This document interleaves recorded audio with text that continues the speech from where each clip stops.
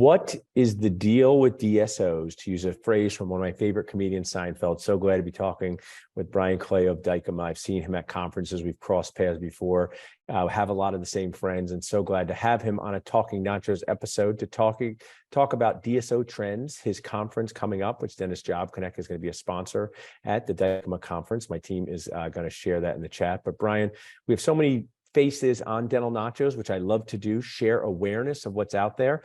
You've never been a dentist and had to run around an operatory an office doing a bunch of procedures, but it's possible to forget who you're going to see next as a dentist. So I say to my team, who am I going in to see next? I need to orient myself. So if you could just orient our audience for a minute or two as to what you're doing in your daily life to help dentists live their best lives. Paul, thanks for having me here. Really nice to spend some time with you this morning. For those that don't know, I'm the director of Dykema's DSO industry group. I've been in the dental space 28 years, and I lead a group. We're a law firm. We do legal services, and I lead a group of, I think, 58 attorneys, and we represent over 650 dental organizations in all 50 states and 6 Canadian provinces. And it's sort of, all things legal and all things strategic consulting for DSO buyer, DSO sellers, group practices, throughout the United States and Canada. And that's sort of what we do. I really like that. And you mentioned you've been in this space for 28 years, so you've seen trends. I'll kind of talk as a dentist. I've been a dentist for 20 years. And, just to use an example, my audience, dentists would take impressions with goopy material, right? All we had was the goopy material. Now we have scanners where you do not need the goopy material. I'm old enough. I had that goopy material. It's no fun. They stick that in your mouth. It's clammy. It's cold. I like the scans better, Paul. I do. Yes. So we have new things come into our world all the time. It is one of the cool parts of being a dentist. I will say a lot. Dentistry is quite awesome. What we can do with replacing teeth and making people smile is fantastic. The life of a dentist, as someone who's been one, has been, I don't want to say under attack, but there's been factors, whether it's decreased insurance reimbursement, challenges in the labor force, that have made me want to cry inside, Brian, a lot of times. But in your world, what have you seen, let's just in a basic way to kind of get our audience started, the DSO trends over your career? I know they were popular at a certain time, become more popular now. What are you seeing now as just kind of a state of the DSO union for our audience? Well, there's a great evolution and consolidation that started at least slowly about 15, 20 years ago. It accelerated at an unprecedented pace about 6 or 7 years ago. And even COVID didn't slow it down. COVID stopped everything for a couple months. And then by the time 2020 was over with, we had record M&A activity. The market consolidation rate right now is about 35, 36% of the marketplace is affiliated with DSOs. There's a lot of runway to go. And in the next 10 years, I think it's going to be, 75, 80% DSOs. So I wouldn't really call it like a trend, meaning like, oh, it's popular now, it's not then. It's pretty much all consolidation, Paul, all the time. And in the next 10 years, if you're still doing your show, it's going to be 80% DSOs in the marketplace. And, as someone who's dealing with this all the time, what is the motivating factor that you see for your dentist clients to sell, collaborate, combine, consolidate, become partners? Probably all of these words fit, right? We can dig into what DSO sales look like, but let's just talk about the dentist feelings that you talk to. What is their motivating factors? Money. There's a once in a generation return going on here right now. Dentistry has proven itself to be recession proof, pandemic proof. It's true, the labor shortage sucks, and there are some things from time to time that happens that create challenges for dental practices, but it's been one of the strongest performing segments of the economy over the last 50 years even. It survived all kinds of things, the dot-com crash, the great recession, depression of 2006, 2007. It certainly survived COVID. Any really bad economic thing that's gone on, dentistry has even thrived, not just survived, but thrived. And that has attracted the attention of all the investors out there, the non-dentist investors, the private equity groups, the people that have billions of dollars, if not more, to deploy. And the only way, as you know, Paul, because only licensed dentists can practice dentistry, private equity people can't practice dentistry. The Yeah. only way investors can participate in the dental industry as an investor is through the DSO model. And a DSO provides non-clinical support services to dental practices that are 100% owned by licensed dentists. It's sort of a management company that provides non-clinical services, and private equity groups and other investors can participate in management companies, but not dental practices directly because they can't own them. So you got this party going on, a recession-proof, pandemic-proof party. All the investors want to get in, but because the investors are not dentists, the only way they can get in is through DSOs, and that's what's driving the great evolution and consolidation of the industry that's really accelerated in the last 6 or 7 years.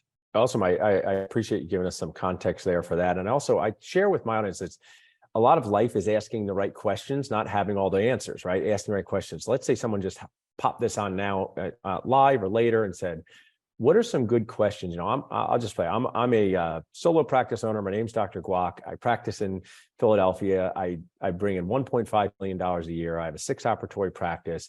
And people have told me about this DSO thing. And maybe I want to sell to a private practice buyer. Maybe I want to sell to a DSO. What are some good questions Dr. Guac should ask or think about when a couple things connecting with DSOs?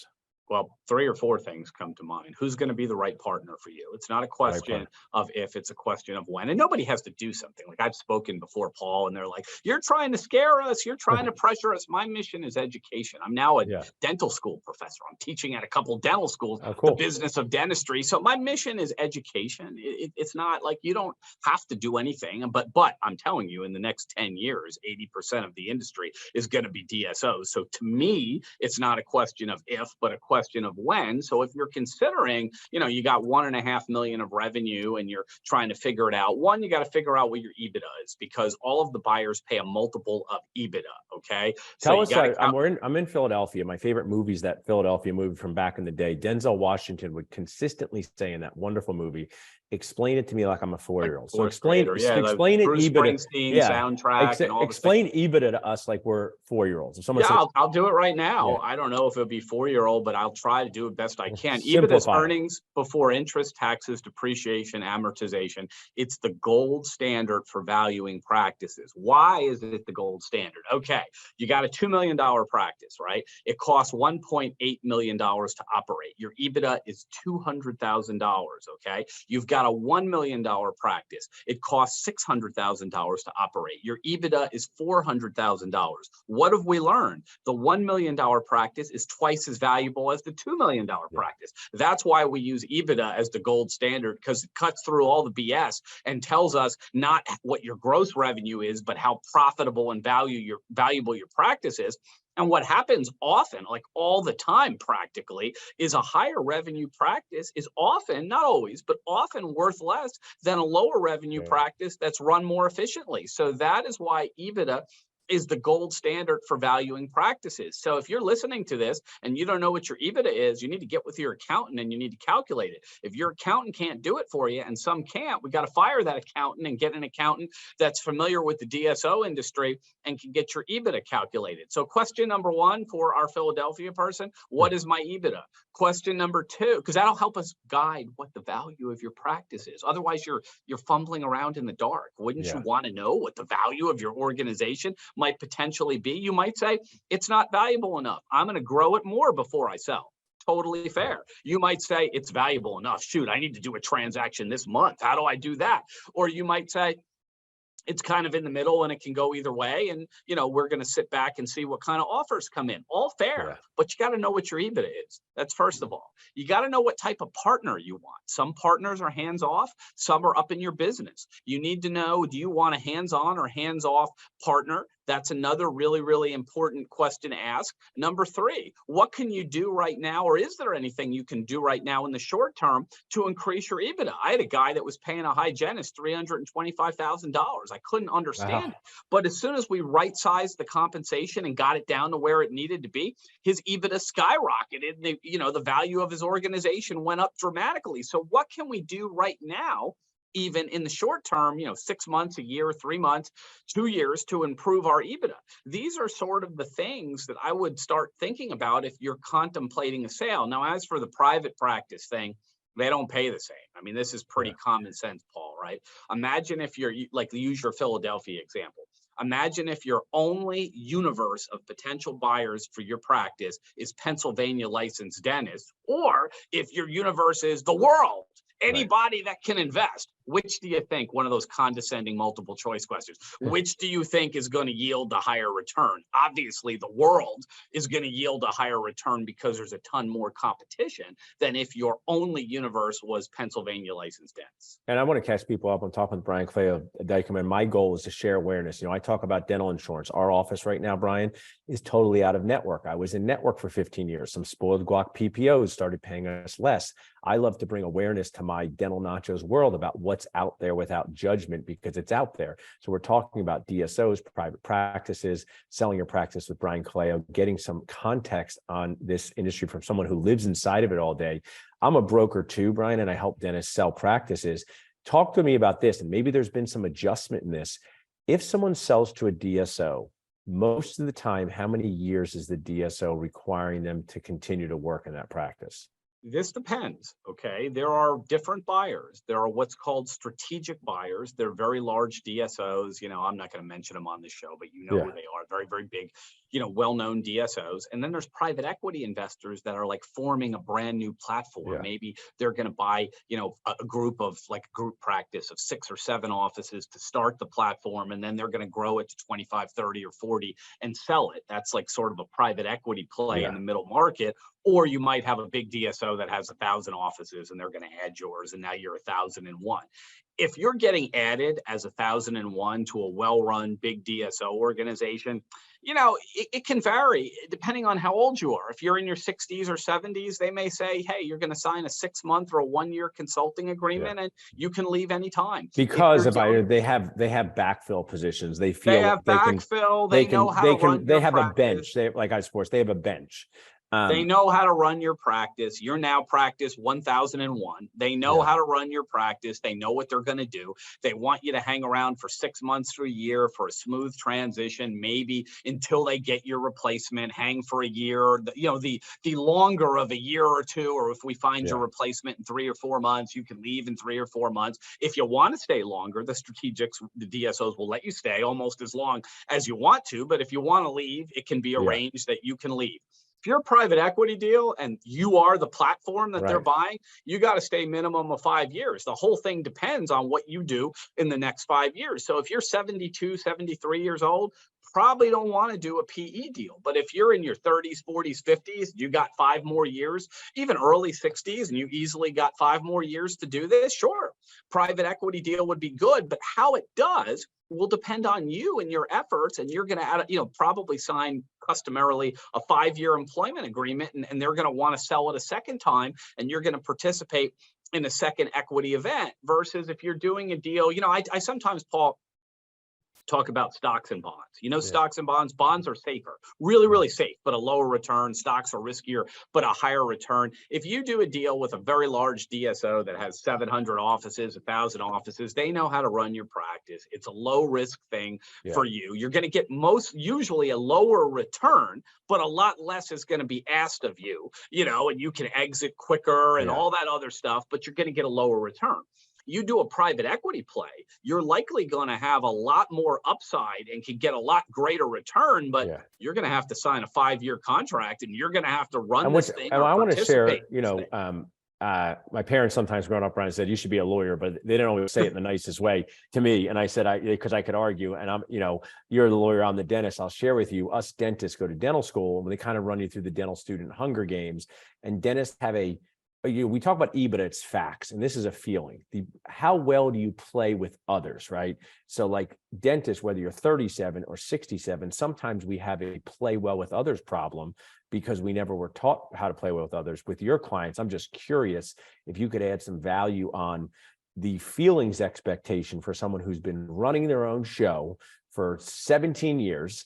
Maybe they're super profitable and they're doing everything themselves, and a PE group says, we're going to get you X amount of return on this, but now they got to join forces with them any comments on the mindset of joining forces and playing well with others? Remember my comments about picking the right partner a few minutes ago. Now, there's a small percentage of people, and I have some, we can't talk about them on the show, that just can't work for anybody. They just can't. I mean, it's just not going to happen. If you're one of those mystical creatures that just can't work for anybody, period, then you're just going to have to run your own practice for as long as you can. And then maybe when you're old enough, you can sell it to a DSO and exit in a year or something and, just do that.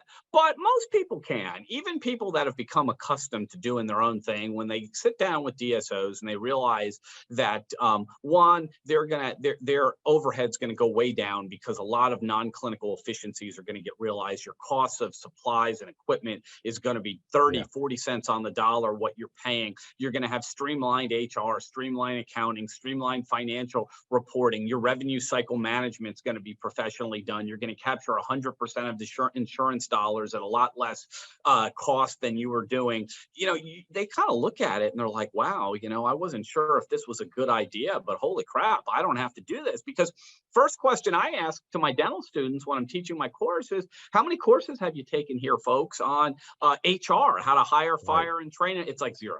How many courses have you taken on how to negotiate with, I don't know, Patterson and Henry Schein over what you're going to pay for your goods? It's like 0. How many courses have you taken on negotiating reimbursement rates for insurance companies? It's like 0.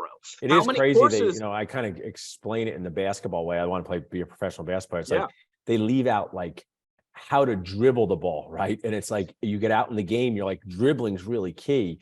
And it's crazy. I was at an alumni event from my dental school last night with these, awesome students. And it's a tale as old as time. It doesn't matter if I was 2002, 1982, or 2022. I'm glad to hear that some schools are trying. It's not today. If you have one of my courses, Paul, you'll actually know something about it. Which schools have you coming into? UCLA, I'm getting ready to do one, and there's one that I just signed a contract for. I'm going to announce it in the near future. But UCLA right now, and a second one's coming online here. And actually, I'm in discussions with 3 or 4 more where, because COVID taught us this virtual thing, I don't have to appear in person. We can even do virtual. So in the near future, I'm probably going to be doing it to 5, 6, 7, 8 8 schools here in the near future, if we count the virtual world, which I think I can effectively teach the business of dentistry virtually. So we're going to be doing that. But anyway, the point behind all this stuff is what you'll learn. These folks that were hesitant in the beginning,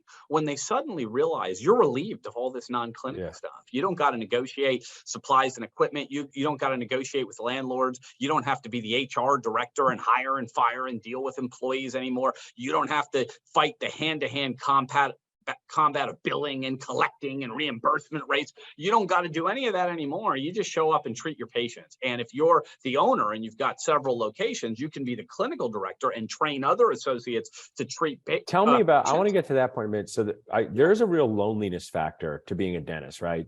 So when you do join forces, you might be able to meet some people who you become friends with, right? And I've seen this happen in my world. But let's say a dentist is thinking, okay, I really would like to give up these admin things. That sounds great. But I'm concerned a DSO is going to tell me to do more crowns or treatment plan this. In your experience, how does that factor influence the dentist experience? Are they getting impacted clinically, or do good DSOs kind of say, you're the dentist, we're the business people, let's keep them separate? Tell us about that. Yeah, the overwhelming majority of DSOs that are private equity backed or have investors are very reputable. They're not going to tell you how to treat your patients. It's a line in the sand. They just don't do that. Now, I've been in space 28 years. The reason people think these things is because we went back 20 years, 25 years. There were some bad actors in the industry that sort of did some of that stuff and had quotas and had some things. So a lot of the older dentists, like the younger ones, are open-minded, but the ones in their 50s and 60s sort of remember some of those horror stories from 25 years ago. And they're like, if I sign up with a DSO, they're going to tell me how to treat patients. I'm going to lose my clinical autonomy. That's really not not the case. I mean, you might always see one, Yeah. 1 in 100 crazy outlier, but 99% And of I would the share, DSOs. getting back to some of your advice in the beginning, this is what I Yeah. share when I connect people, is it's finding the right partner and asking them good That's right. questions, and hopefully talking to people that they've done this with before, right? So sometimes I'll introduce a potential seller to a DSO and private practices, and they say, let me talk to someone who sold them. Say, okay, talk to them and see how their experience is. And then, dentists are not particularly good at lying to each other about that stuff. So it's very authentic. They talk to someone they ain't going to lie, whether so I think that's a key point. I want to ask this. I mean, the message to your viewers real quick before we move on. Yeah, sure. 99.9% of the DSOs stay out of the clinical stuff. They're not going to tell you, like you said, do more crowns or do that. They're not going to tell you anything. It's going to be up to you to treat your patients. There were 25 years ago, a couple bad actors that unfortunately gave a bad name. So some of the older dentists remember that and maybe are hesitant, but do your diligence. Talk to the dentists that are in the platform right now. It's a great idea, Paul. And what you're going to see is, from a clinical standpoint, they really don't get involved, the DSOs. They let the clinicians. I also think this, I see where it's like, why would they really want to get involved, right? Like, why would someone say, I mean, I know the why could be potentially more profits, but you're not going to make your person who you count on every day to run your business feel good if you kind of come in. It's like telling a chef how to chop their vegetables different. It usually doesn't create a good relationship. They don't want to do that, because the most effective organizations are collaborations, partnerships, where the dentists handle the clinical side and the DSO handles the non-clinical side. And, neither party really wants to be, involved. Sometimes there might be like a gray area, so they'll come together, collaborate, come to a consensus. But for the most part, the DSO does not want to treat patients, and the dentists don't want to do all that non-clinical stuff. It can really be a very good match for the right person. Perfect. My next topic: are you a fan of NFL football at all? I love NFL. Who's football. your favorite team? I'm a big Giant fan. I'm a big New York Giant fan, and this year we made a little comeback. It was kind of rough for a while, but this year was pretty good. I was an OG Giants fan, but I live in Philadelphia. I raised my daughter, so we're Eagles fans now.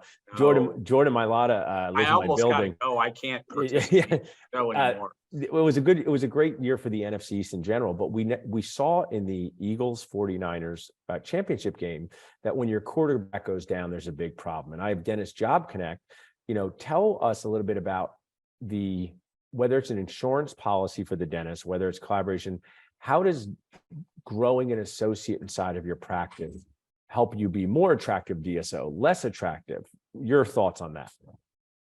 Yeah, I mean, I don't know that you have to have an associate to affiliate with a DSO. You kind of don't, because, what's your worst nightmare, right? If you're a solo practitioner and you don't have an associate, you get ill or something. If you affiliate with a DSO, they have a deep bench. They'll be able to solve your problem. I mean, maybe not like overnight, but if, you affiliated and you're the only dentist and suddenly you become disabled or ill, the DSOs are very good at this.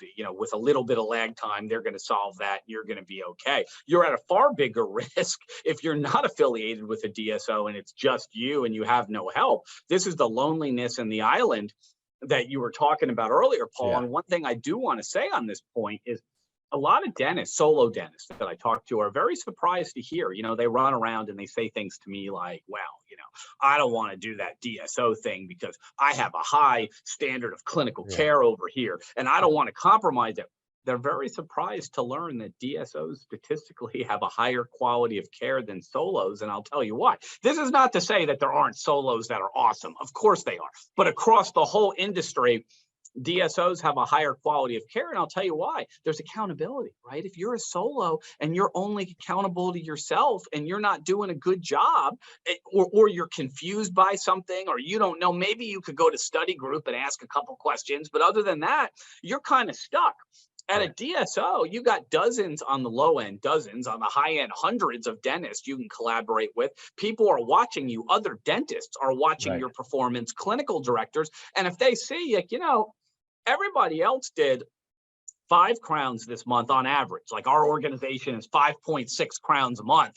You did like 37. Like, hey, what's going on here? Like, so why are you doing that? I did a residency program in a hospital, Brian, and I really did the medical model of doctors looking over each other's shoulders in a good way, not a punitive way. is awesome, because they say, hey, that's not how we should do it. Let's try it this way. And dentists are on their own island out there. And I think that is an important point. I was asked to speak to a DSO recently to all their 100 associates about case acceptance. And I think it's important for all dentists to constantly be raising their game. And I think, tell me a little bit about this, the associate world. Going to a private practice, going to a DSO at a school, how do DSO recruit associates? What are some of the reasons why DSOs are winning the new dentist battle? Is it benefits? Is it schedule? Tell us some of that. I mean, a couple things. One, I mean, the old model is antiquated, where you come out of dental school. I think you owe $300,000, $400,000 maybe in Could loans be more if you're not independently wealthy. You owe like a whole bunch of money when you come out of dental school, and now you're going to go to Bank of America or one of the big banks and say, "Can I get like $1 million loan on top of the $500,000 I owe to my dental school?" And now I'm like leveraged where I can't even afford to buy a house now because I've got all this debt and everything. You could do that. Or you could go work for a DSO. And some of them have programs where they'll pay off your debt for you after a certain year of service. Two, you don't have to worry about taking out a loan to open up your practice. You sort of become, employee of the practice that's affiliated with the DSO organization. And then they have bonuses and stock, and you can participate often over time. When the DSOs get sold, you can get a share of the profits. And it really becomes a tremendous situation without you ever having to invest in opening up a dental practice. And quite frankly, that's very attractive and very appealing to a lot of the graduates that are getting out of dental school right now. So basically, and I see this through Job Connect daily. We have DSO jobs, we have private practice jobs. As still currently a private practice group owner, I still see a lot of value to both worlds. One of the things with the DSO worlds is you're often replacing a dentist or adding to growth where you have a busyness factor that's higher than private practice. So that often gets you more reps. In private practice, sometimes you have mentors on site. Tell me a little bit about what are good DSOs doing to grow their organization in a way that benefits dentistry. Are they going out to local dental C courses and collaborating with dentists and try to say they're not scary? Are they trying to tell me just a little bit about where you see those? Because you also shared before we got on that there's been a slowdown a little bit. So you can talk about that and whether that's an economic slowdown or something like that. So share and in-store growth. So tell us some of those things. Well, yeah, I mean, the DSOs are trying to be ambassadors of their organizations to dental schools. They're putting on job fairs. They're doing a lot of education. They're putting together really attractive compensation packages for associates, sign-on bonuses, programs that vary where they'll pay off some of your student debt over time based on years of service in the organization. World-class CE and training where you can come on and do mentorship programs. There's a lot of DSOs that'll say, you might be a GP, you're coming and you're doing GP, but maybe you always wanted to do implants. You were fascinated by implants. You don't feel like you can do it, but you're fascinated, or wisdom teeth extraction. You don't know that you're good at it, but you really want to do those cases. They'll get you a mentorship or a fellowship program or something with some of the best clinicians in the country. And after a couple of years of service, I see this all the time where associates say, "Hey, I was doing regular GP work, but I wanted to do implants, and my DSO arranged for courses and training and other things. And now here I am like in year 4, and now I'm doing implants. Now I'm competently doing implants, or I didn't think I could do complicated wisdom teeth extraction. I thought I had to refer that to an oral surgeon, but now I'm in year 4 after a couple of years of training. I'm pulling wisdom teeth all the time in my practice." I mean, this might be a win-win for both sides of this, Ryan. I get messages from saying, "Hey, I've been working at XYZ DSO for 4 years. I have a lot of good clinical experience, but I'm looking to buy my first practice. I'm going to go, they're going to switch over to private practice and buy one." Do some DSOs have a path to partnership and some don't? Yeah, Tell us about they do. that. That's another point, right?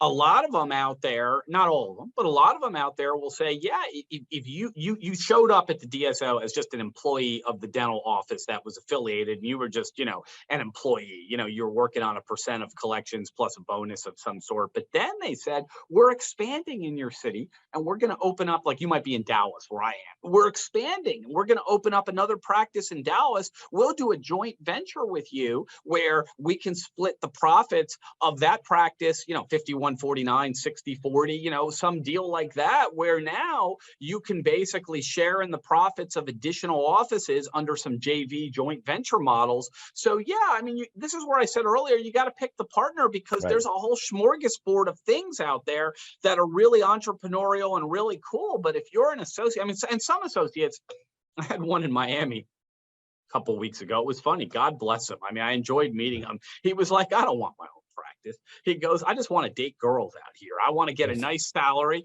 and I want to be on a date or on the beach every Friday at 5 o'clock. And, the DSO model, the one he was affiliated with, worked perfectly. He got a % of collections plus a bonus and had no other responsibilities. And that's why I think what you're sharing is it's the right plan for the right dentist. There's right private practice plans. There's right group practices plans. That's what I'm saying. The dentist DSO from plans. last week, Paul, was on the beach every day at 5 o'clock, dating girls or doing what he wanted to do. He wanted no responsibilities other than treating patients. There was a DSO that worked for that.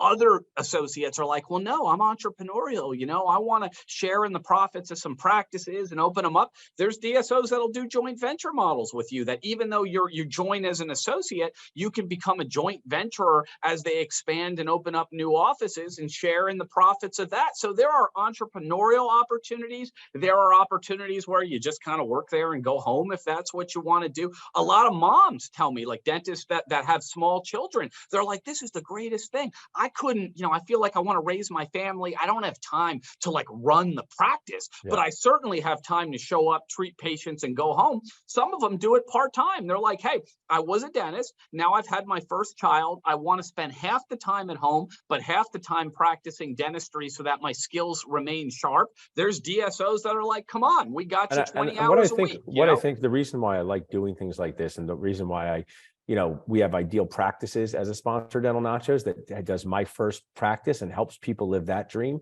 And then we have, like you said, busy parents who maybe have spouses that have big time jobs, and owning, two people owning businesses inside of a marriage can be a recipe for total disaster. That's right. And we need people to help people. I want to share about this. So sometimes people they say, dentists never go out of business, but I have a coaching client. She went out of business, right? She went bankrupt. And then I recently was on a call for Dentist Job Connect with a group that met us from LinkedIn, and they go, we buy distressed DSOs. We buy distressed DSOs. So what happens when things don't go well? There's a group that buys a DSO. What did they do wrong in the process? I'm just curious. You might work with groups like this. Did they not understand dentistry? Did they kind of want to take their financial ball and go home? Tell us a little bit about that. There's 6 parts to this business, and that's another thing I lecture on both in dental schools and at conferences and in the industry.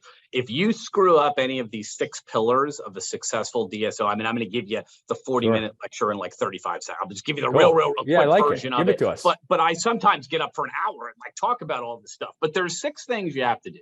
You got to get along with your affiliated dentist. You have to partner with them and get along with them. You have to put patients in the seats. You have to follow the regulations. You have to be able to attract and retain talent. You have to right size your overhead and not overdo it on your overhead. And you have to have a winning culture. If you can do these 6 things, you're going to be really successful. If you fall down on some, maybe you can screw up one of them and still sort of be okay. But you start falling down on more than one of these things, it's a big, big problem for you. And when we look, because I represent now, regrettably, we're in a bit of a recession.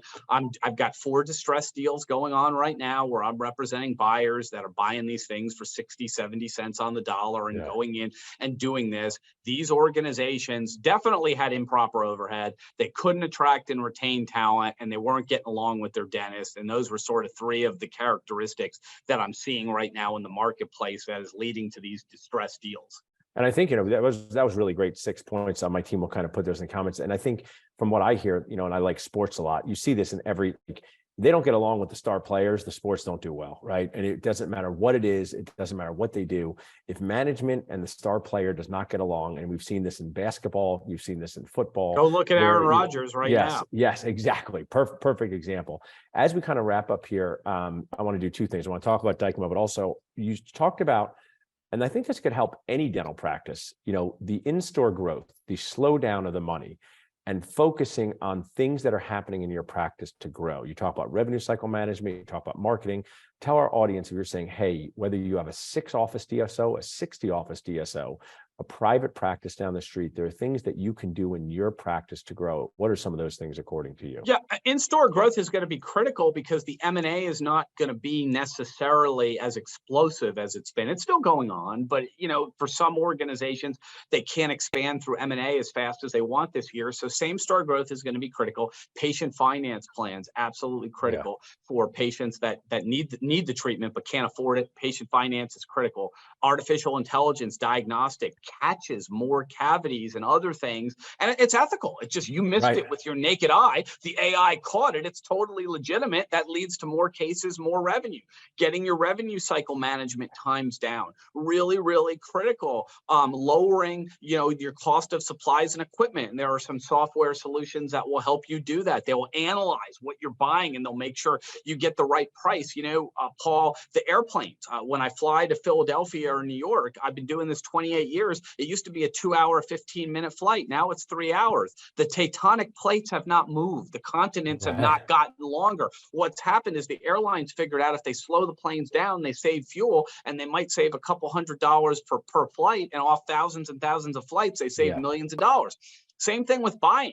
You might say, oh, it's close enough. I'm paying 10 cents more for this. What do I care? Over tens of thousands of purchases, 10 cents more adds up to your bottom line and increases your I think EBITDA. you can always say to people, because no matter how, even if you're Mark Costas level fit, when people count calories and track themselves, they lose weight and get in better shape. So when you pay attention and you enter MyFitnessPal, it holds you accountable. So I think that's really good. And I'll share what the DSO asked me to speak to their group about, and I lecture on is case acceptance with the patients. You have patients in your office that benefit from the work that you do. So instead of sometimes dentists become obsessed with new patients, it's good to be passionate about them. There are people inside of your own office that you could do more work on because you already have a relationship with them. It's unlocking that potential. Yeah, and there's AI that'll listen to your phone calls, by the way, and tell you, hey, patients are not signing up because your prices are too high. They're not signing up because your folks are not asking them to make an appointment. They don't like your office hours. You're closing at 4:30. They want to come at 6 or 7. And if you listen to what the AI analysis tells you, you used to have to listen to hundreds of hours of calls. You don't got to listen to anything. Just read the report now, and you implement these solutions. You're going to get massive, patient retention, and people are going to come. So, if you can't grow through M&A right now, same store growth is key. And all of these innovative tools out there will really, really help you sort of grow your growth and increase your EBITDA. I mean, it's an exciting time. I love talking about this. I love this. We've shared tremendous value. I'm excited. Dentist Job Connect's going to be coming to Dykema. Your team is great that I've talked to so far. Andre's just so awesome. Team leader. Tell our audience, what is the Dykema conference? When is it? And who would benefit from being there? All right, so this is our 10th year. We're really excited about this. And if you like the Go-Go's, we got Belinda Carlisle's going to sing at this thing. We signed her. We've got some other talent we're looking at under contract. Got a big drone show. It's going to be cool. But this is for anybody, really. Solos, groups, DSOs. It is a DSO conference because remember, the whole industry, like it or not, is transitioning to DSOs. But solos and groups that are not affiliated with DSOs in particular, this is a really huge educational opportunity for you. All the questions that you were afraid to ask, and maybe you want to know, like, what is EBITDA, like what's that and why is it important? We're going to answer all this stuff. So you can come, if you're a solo and you really want to learn about this, you can come sit in the audience. No one will hassle you, and just listen to this stuff. Now, if you're the opposite, you want to do a deal, well, then come, and it's the greatest networking opportunity you've ever seen. Every DSO practically that's any legitimate at all will be there. So if you're like, hey, I want to do a deal, who do I talk to? Show up at this event. We'll tell you exactly who you can talk to. And I pride myself, Paul, that if I took you to one of our receptions that we have at the conference, and we have a lot of them, and I showed you that room, I can make introductions in about 5, 10, 15 minutes that it might take 6 months to get all these people together. That's the power. I mean, we're online, we're sharing with the world, and I love online. Online is great for awareness, I say, Brian, but in person is for action. In person is for saying, I now know this person, they know me, we had a glass of wine, we had coffee, I learned about this. And also I share with dentists, this is a bit crazy. Like, they always say death and taxes are two sure things. And also wanting to one day sell your dental practice is assurance, right? Nobody wants to very few dentists want to practice to the last day of their life. So at least start to learn about what it looks like to sell a dental practice. Some people are going to learn, you got to build your practice up. You know, some people, and I try to be, I didn't know this before I was a broker. They say, Paul, I don't want to sell to a DSO. I go, it's not going to be a problem. You only do $150,000 a year and you have 2 operatories, right? So I say, don't worry, you're not a DSO sale. So some of it's just understanding private practice, DSO, group practice, and just learning about what's out there in this. And we have workshops on the first day of our conference. We have a marketing workshop. We've got a seller's workshop. If you're interested in selling or you think you might be in the future, D. Fisher is doing like an operational workshop. Great. We have an HR workshop just on the first day before we even get to the big stage on Thursday and Friday. So anybody, I mean, you know, go to DykemaDSO.com. You know, we're going to get you guys a discount code for your audience, special for your audience. Hopefully by the time people listen to this, maybe you put it on the screen or that'll be up and running. But we'll have a discount code for everybody. We're expecting 2,500 people. It's going to be Denver, July 19th to the 21st. It's really for anybody, because even if you're a solo or a group and you just want to learn, you want to understand what's going on, it's a great event. Just incredible. I love that, Brian. I really appreciate what you shared. I share, as someone who's built at this current time a 47,000 member Facebook group that I'm proud of. I really love face-to-face interaction. And you're going to be there, and we haven't talked about this yet, Paul, but you know, we've got recording studios there, and I hope you'll take us up. I mean, this is like live for the first time, maybe discussing this, but I hope you'll take us up on the opportunity to record some content from the event live to your audience. We do that all the time. I know this is like your first time being a big sponsor. We're real excited to have you, but we would love for you to do some live content at the event. It would be incredible. I think it's just inspiring people to come hang out with other people in dentistry is what we need more of. Having uncomfortable conversations, like our friend Mark Costa says, leading to growth is what we need more of. Being less, you know, finding out the reality of what these things look like is what we need more of. And you guys are doing that. So I'm excited to come and sponsor. DykemaDSO.com will get you a Nacho deal. Brian, stick around for a minute, but we're going to go off Facebook Live. Thanks so much for being on with me.